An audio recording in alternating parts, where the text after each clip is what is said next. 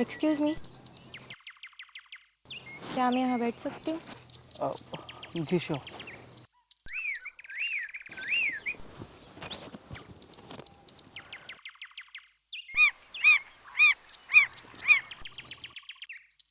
क्या आप यहाँ नए आए हैं? जी, मैं अभी अभी यहाँ शिफ्ट हुआ हूँ, यहाँ पास में। वैसे आप करते क्या हैं? फ़िलहाल तो कुछ नहीं करता। मेरा मतलब है कि कुछ करने लायक हूँ नहीं मैं। मैं कुछ समझी नहीं। दरअसल मैं एक रेपिस्ट हूँ, रजिस्टर्ड रेपिस्ट, वरुण मिश्रा।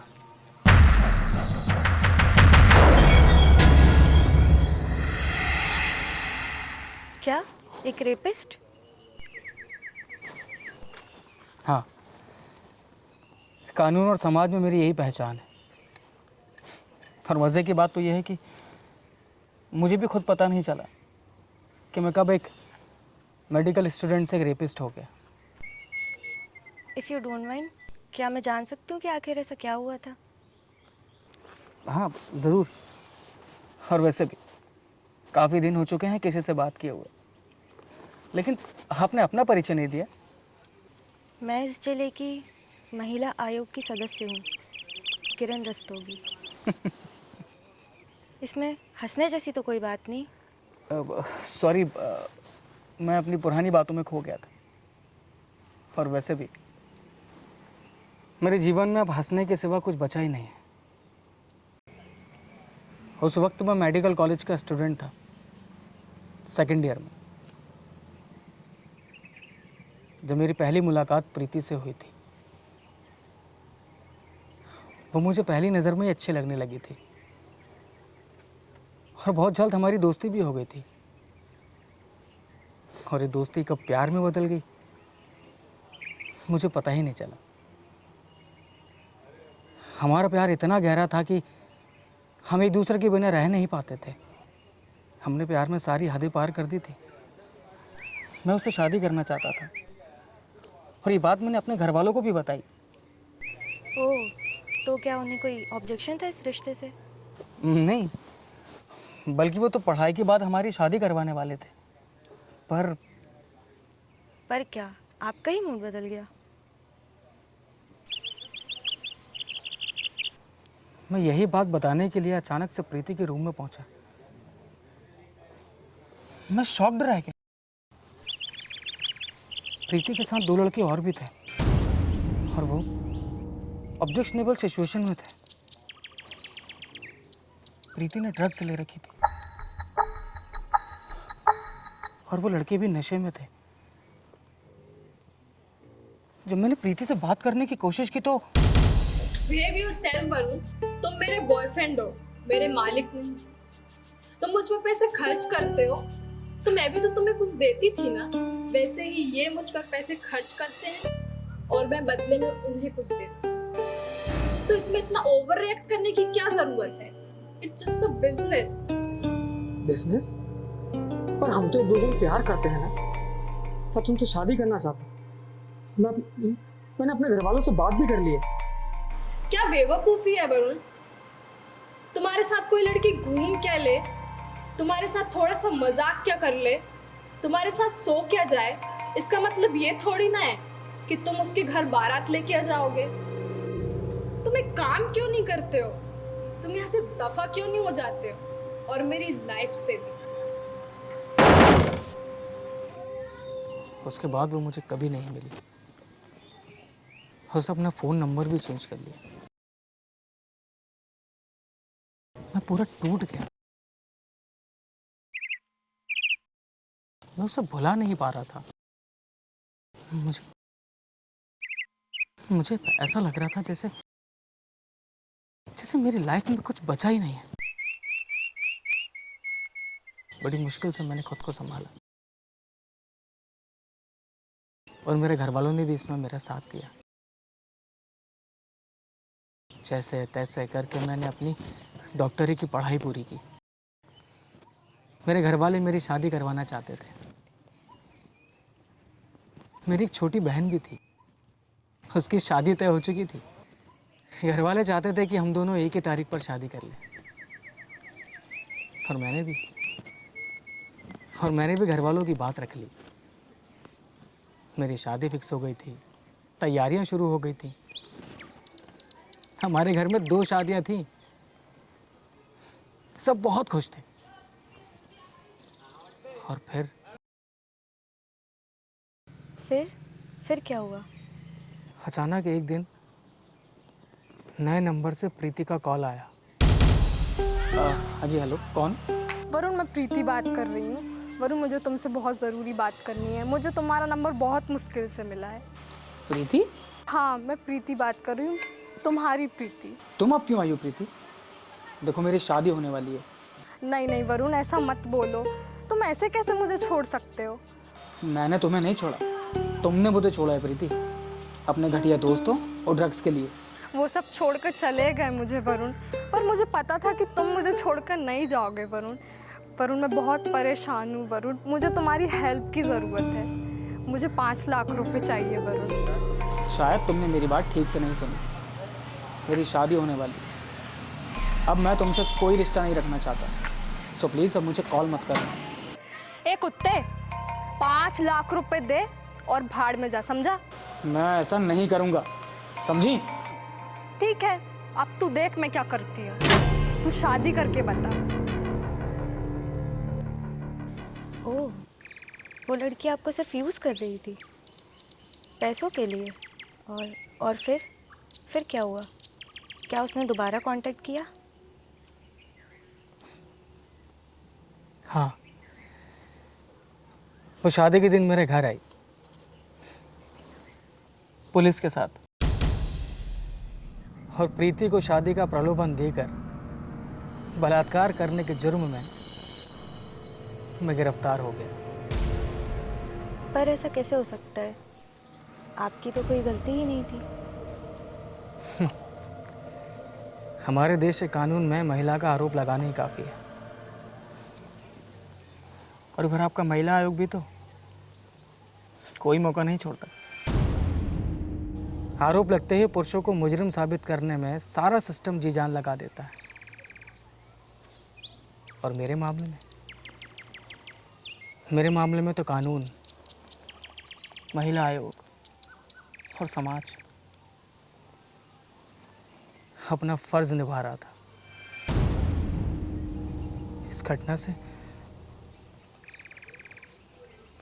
मेरी बहन की शादी टूट गई। उसने खुद को आग लगा ली।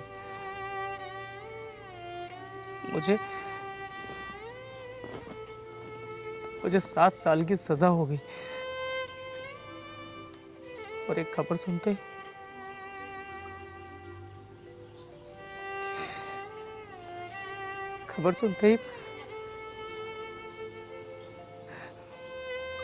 पापा ने सुसाइड कर लिया। आई एम सॉरी, ये तो बहुत गलत हुआ। कोई सरफरी लड़की ऐसे कैसे किसी की ज़िंदगी बर्बाद कर सकती है? किसी को कोई फर्क नहीं पड़ता, बल्कि सब लोग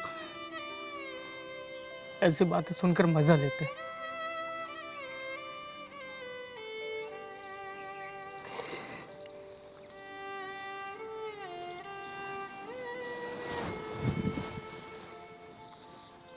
जब मैं जेल से बाहर आया तो मेरी पूरी जिंदगी बर्बाद हो चुकी थी। मेरी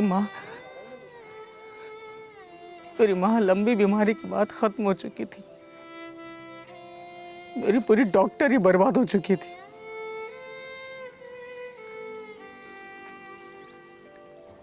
मैं ये महिला संगठनों के निशानों पर था। तेरे सारा समाज मुझ पर हंस रहा था। मैं बस इनसे पीछे छुड़ाना चाहता था, ऐसे भाग जाना चाहता था खुद से।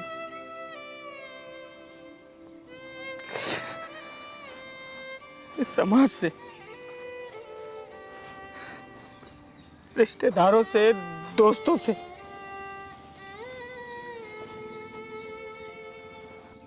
अब तक भाग ही रहा हूं। अब तक बस भाग ही रहा हूं।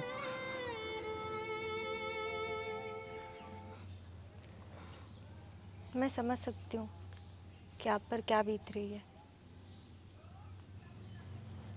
मुझ पर? मेरे जैसे न जाने कितने लोग हैं जिनकी जिंदगी आपके एक तरफा और पक्षपाती कानून ने बर्बाद कर दी है। मैं मानती हूँ कि आपके साथ बहुत गलत हुआ है, लेकिन ये कानून भी तो महिलाओं की सुरक्षा के लिए बनाया गया है ना।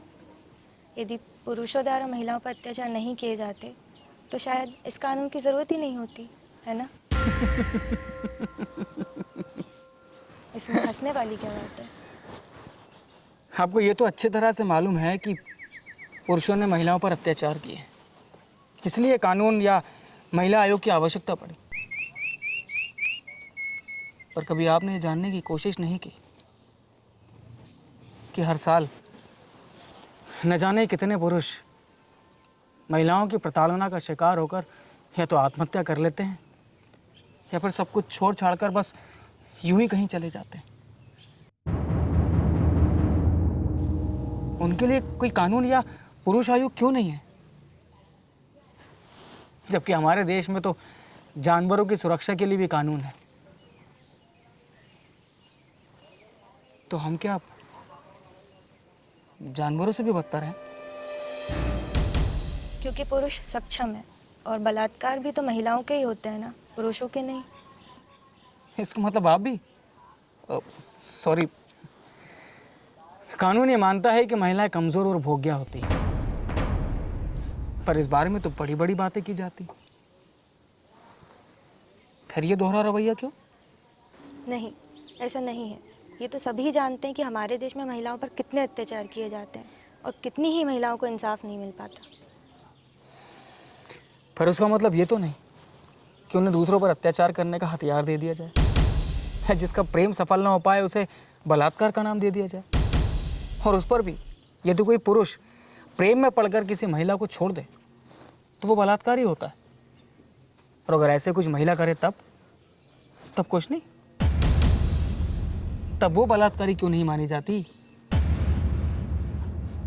तो क्या कानून भी ये नहीं मानता कि भोग सिर्फ महिलाओं का होता है, पुरुषों का नहीं?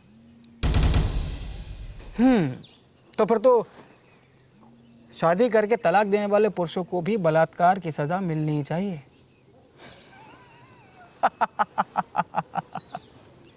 क्योंकि ये भी तो ना कुछ कुछ प्रेम में पड़कर छोड़ने जैसा ही है।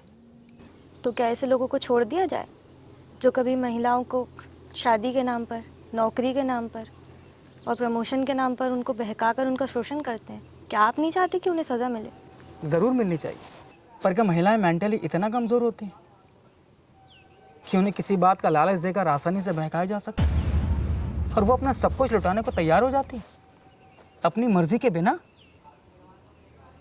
यदि ऐसा है तो फिर महिलाओं को किसी भी जिम्मेदार पद पर नौकरी देना ही खतरनाक है।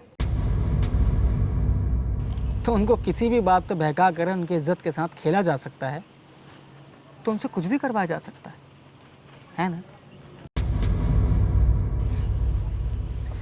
अच्छा, एक बात बताइए, आपके बच्चे कितने हैं? एक बेटा। यदि उसके साथ भी ऐसा ही कुछ हुआ होता जैसा मेरे साथ हुआ है, तब भी आप यही सोचेंगी? शायद नहीं, पर हज़ारों महिलाओं को न्याय दिलाने के लिए अगर कुछ निर्दोष पुरुषों को सज़ा मिल भी जाती है तो क्या हुआ?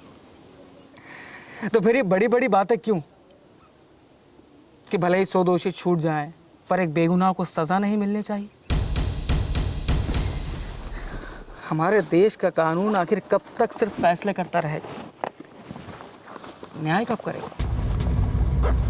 या फिर ये कानून न्याय के लिए बना ही नहीं, सिर्फ फैसले करने के लिए बना है?